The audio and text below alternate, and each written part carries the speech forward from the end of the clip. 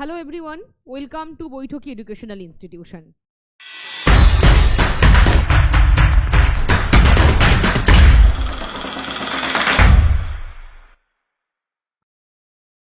দেখো তোমরা প্রত্যেকেই জেনে গেছো যে গত 30শে মে এসএলএসটির যে গেজেট প্রকাশিত হয়েছিল সেখানে আপার প্রাইমারি নিয়েও বেশ কিছু তথ্য আমরা পেয়েছি।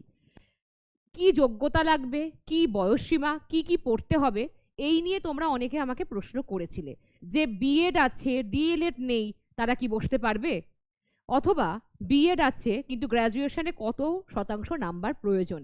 এই সব কিছু নিয়ে আজকের ভিডিওতে আমি আলোচনা করব।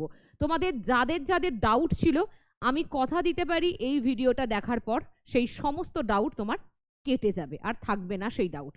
দেখো বিষয়টা হচ্ছে যে আপার প্রাইমারি এসএলএসটির মতোই কিন্তু খুব শীঘ্রই আসতে চলেছে, আমাদের ঘাড়ের কাছে নিঃশ্বাস ফেলছে। শুধু অপেক্ষা নোটিফিকেশন বেরোনোর। নোটিফিকেশন পাবলিশ হয়ে গেলেই কিন্তু আমরা দেখতে পাবো পরীক্ষা কবে হবে, কারণ একই রকম ভাবে 2016-র পর থেকে আমরা আপার প্রাইমারি আর দেখতে পাইনি। সেই হেতু বলা যায় যে পরীক্ষা একদম সামনেই এসে গেছে।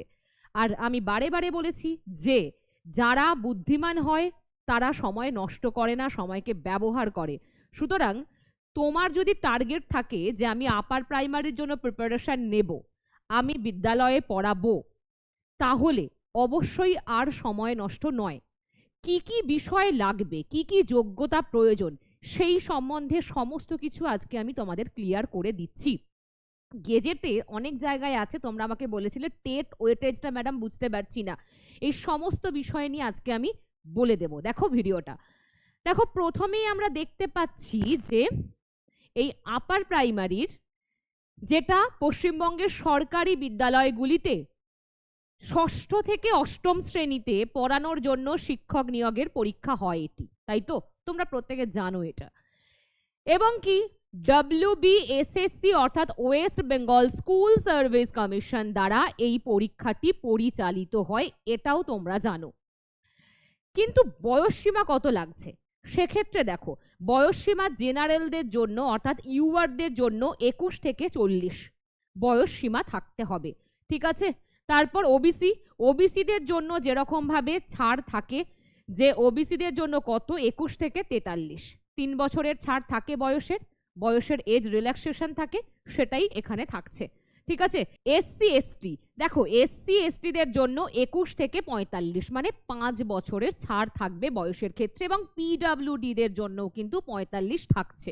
ওকে, নেক্সট কি, নেক্সট হচ্ছে যোগ্যতা, যেটা সব থেকে গুরুত্বপূর্ণ বিষয়, যে যোগ্যতা কি প্রয়োজন। দেখো গ্র্যাজুয়েশন তোমার লাগছে, গ্র্যাজুয়েশন তোমার অবশ্যই প্রয়োজন, ঠিক আছে।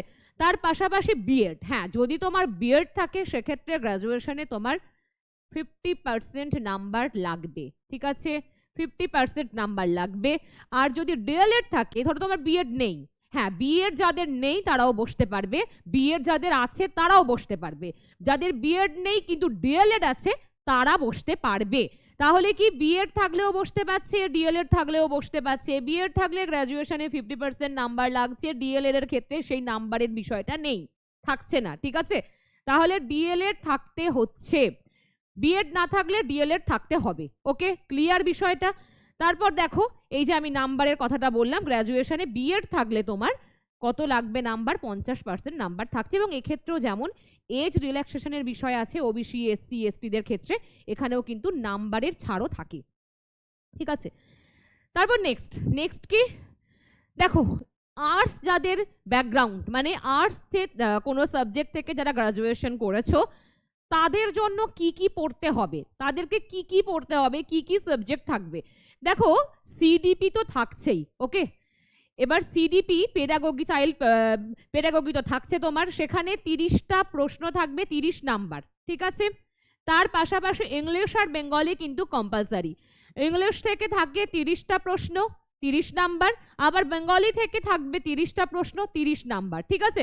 তারপর যে সাবজেক্ট তোমাকে পড়তে হচ্ছে, এরপর যে সাবজেক্ট তুমি পড়বে, দেখো হিস্ট্রি পড়তে হবে তোমাকে, তারপর জিওগ্রাফি এবং পলিটি, ঠিক আছে। এখান থেকে তোমার প্রশ্ন আসবে 60 নম্বরের 60টা প্রশ্ন, ক্লিয়ার?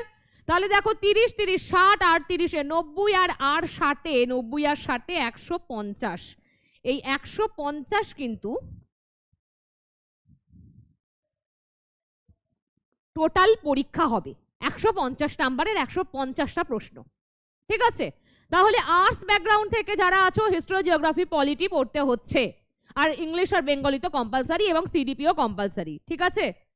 এরপর চলে এসো সায়েন্স যাদের গ্র্যাজুয়েশন বা সায়েন্স যাদের ব্যাকগ্রাউন্ড, সেই সায়েন্স সাবজেক্টে যারা গ্র্যাজুয়েশন করেছে তাহলে তারা কি পড়বে।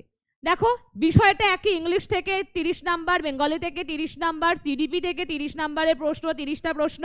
এরপর যেটা ম্যাথামেটিক্স, ফিজিক্যাল সায়েন্স, কেমিস্ট্রি এবং লাইফ সায়েন্স, ঠিক আছে, এই সব মিলিয়ে থাকবে তোমার 60টা প্রশ্ন। ওকে, এখানেও কিন্তু 150টাই প্রশ্ন থাকছে, শুধু ম্যাথামেটিক্স, ফিজিক্যাল সায়েন্স, কেমিস্ট্রি এবং লাইফ সায়েন্স। ঠিক আছে? তাহলে কি হলো, আর্টস যাদের ব্যাকগ্রাউন্ড তাদের পড়তে হচ্ছে হিস্ট্রি, জিওগ্রাফি, পলিটি এই 60 নাম্বারের জন্য, আর সায়েন্স থেকে ম্যাথামেটিক্স, ফিজিক্যাল সায়েন্স এবং কেমিস্ট্রি আর লাইফ সায়েন্স। ক্লিয়ার বিষয়টা? এবার দেখো তোমাদের ঠিক যেখানে সংশয় ছিল, এখানে একটা বিষয় আমি খুব ক্লিয়ার করে দিই। দেখো NCTE assistant teachers for upper primary level of classes, ঠিক আছে, এই NCTEর নর্ম অনুযায়ী কিন্তু তোমাদের এই সমস্ত পদ্ধতিটা চলবে। Okay, national council for teacher education, okay, এই NCTEর নর্মস অনুযায়ী সমস্ত কিছু এগিয়ে যাবে পদ্ধতিতে। ঠিক আছে? তারপর দেখো এখানে দেখে নাও যে একাডেমিক কত নাম্বারের আছে, তারপর কি টেট ওয়েটেজ কত, তারপর রিটেন এক্সামিনেশন, তারপর ওরাল ইন্টারভিউ, তারপর লেকচার, ডেমনস্ট্রেশন এবং প্রায়র টিচিং এক্সপিরিয়েন্সে কত কি নাম্বার থাকছে। এটা দেখো খুব ক্লিয়ার। দেখো 60%-এর উপরে গেলে তোমার একাডেমিক নাম্বার, যেরকম গ্রাজুয়েশন, হ্যাঁ, based on marks of graduation. Okay, গ্রাজুয়েশনের উপর কিন্তু এই সবটা আমরা একাডেমিক যে স্কোর সেটা দেখতে পাবো। ঠিক আছে?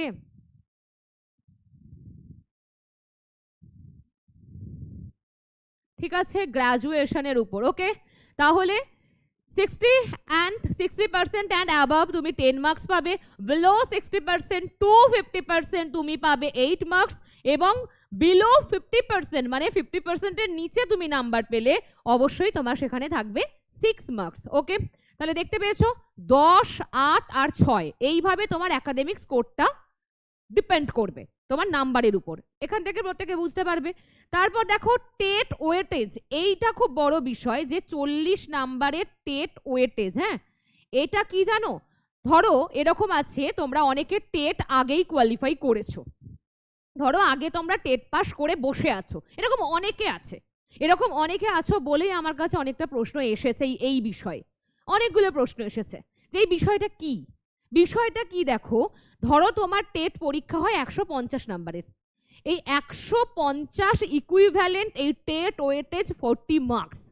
ওকে, মানে তুমি যদি 150-এ 150 পাও তাহলে তোমার খুব সরাসরি এখানে তুমি এখানে দেখো 150 যদি তুমি টেটে পরীক্ষায় টেট কোয়ালিফাই যে নাম্বার হয় সেখানে যদি পাও তাহলে তুমি সরাসরি এই 40 নাম্বার এখান থেকে পেয়ে যাবে। এবার ধরো তুমি হয়তো 90 নাম্বার পেয়ে পাস করেছো টেট, সেক্ষেত্রে কিন্তু এই 40 নাম্বারটাও কম হবে ধীরে ধীরে। ঠিক আছে?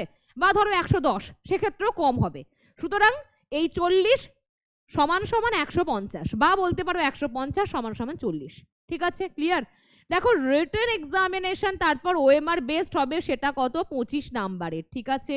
তারপরে ওরাল ইন্টারভিউ হবে কত নাম্বারের 15 নাম্বারের, মানে তোমার ভাইবা হবে, ইন্টারভিউর সময় তোমাকে প্রশ্ন করা হবে, সেটা তোমার 15 নাম্বার থাকবে। ঠিক আছে? তারপর লেকচার ডেমনস্ট্রেশন, সেখানে 5 নাম্বার থাকবে, তোমাকে কোনো একটা বিষয় নিয়ে ডেমো দিতে হবে, ডেমনস্ট্রেশন দিতে হবে। ঠিক আছে? সেক্ষেত্রে তোমার 5 নাম্বার থাকবে। এবং তারপর কি প্রায়র টিচিং এক্সপিরিয়েন্স, এক্ষেত্রেও কিন্তু তোমার 5 নাম্বার থাকছে। তুমি যদি পূর্বে কোনো স্কুলে পড়িয়ে থাকো, তোমার যদি এক্সপিরিয়েন্স থাকে, সেই এক্সপিরিয়েন্স কিন্তু 5 নাম্বার তুমি পেতে পারো। ঠিক আছে? তাহলে বোঝা গেল যে, এবং এই 5 নাম্বার কিন্তু একটা ইয়ারের জন্য 1 নাম্বার, 5 বছর হলে 5 নাম্বার, 1 বছরের জন্য 1 নাম্বার। ঠিক আছে? এটাও এখানে নির্দেশ দেওয়া আছে, তোমরা দেখতে পাচ্ছ। সুতরাং আপার প্রাইমারির বিষয় নিয়ে আশা করি আর কোনো ডাউট থাকছে না। দেখো, আপার প্রাইমারি কিন্তু আমি প্রথমেই বলেছিলাম ভিডিও শুরুর সময়ই যে ঘাড়ের কাছে নিঃশ্বাস ফেলছে। সুতরাং আপার প্রাইমারি আসতে চলেছে, নোটিফিকেশন পাবলিশ হতে আর বেশি দেরি নেই। তোমার যদি মনে হয় তুমি প্রস্তুতি শুরু করবে, তো একটা সেকেন্ড সময় নষ্ট করবে না, এখন থেকেই শুরু করে দাও। একটু একটু করে পড়াশোনার রেডি করো, সবার থেকে এগিয়ে থাকো। যে সমস্ত বইগুলো হাতের কাছে আছে সেগুলো নিয়ে শুরু করে দাও নিজের প্রিপারেশন, সেলফ স্টাডি শুরু করে দাও। ঠিক আছে? তাহলে আর সময় নষ্ট নয়, নিজেকে একজন শিক্ষক হিসেবে প্রতিষ্ঠিত করো। আর এটা মাথায় রাখবে, বড় কিছু পেতে গেলে তার জন্য প্রিপারেশন আগে থেকে শুরু করতে হয়, সময় নষ্ট না করে। ঠিক আছে? তাহলে আশা করি এই ভিডিও নিয়ে আপার প্রাইমারি টেট নিয়ে তোমাদের কোনো রকম সংশয় আর থাকবে না। এই ভিডিওতে আমি সবটা ক্লিয়ার করে দিয়েছি। আর এর পরেও যদি কিছু কোয়ারিজ থাকে, যদি মনে হয় যে এখনো আমার কিছু প্রশ্ন আছে, তার জন্য নিচে নাম্বার দেওয়া হয়েছে, সেই নাম্বারে ফোন করো, অথবা কমেন্ট বক্স ওপেন আছে, সেখানে কমেন্ট করে আমাকে তোমরা জানাতে পারো। আমি সমস্ত প্রশ্নের উত্তর তোমাদের দেব, যেরকম ভাবে প্রত্যেকের উত্তর আমি দিয়ে আসি। ঠিক আছে? সুতরাং নিজের প্রস্তুতি শুরু করো এবং খুব বুদ্ধিমত্তার সাথে এগিয়ে চলো। কারণ মাথায় রাখবে যে তুমি যদি সবার থেকে আগে এগিয়ে চাও, তবেই এই সিটটা তোমার জন্য বরাদ্দ হবে, না হলে কিন্তু নয়। নিজেকে ওই জায়গায় দেখো যেখান থেকে তোমাকে হেরে বেরিয়ে আসতে না হয়, যেখান থেকে তোমাকে পিছন ফিরে তাকাতে না হয়, যেখানে একমাত্র তুমি জিতবে এবং তোমাকে জিততে হবে। চলো, প্রত্যেকে ভালো থেকো।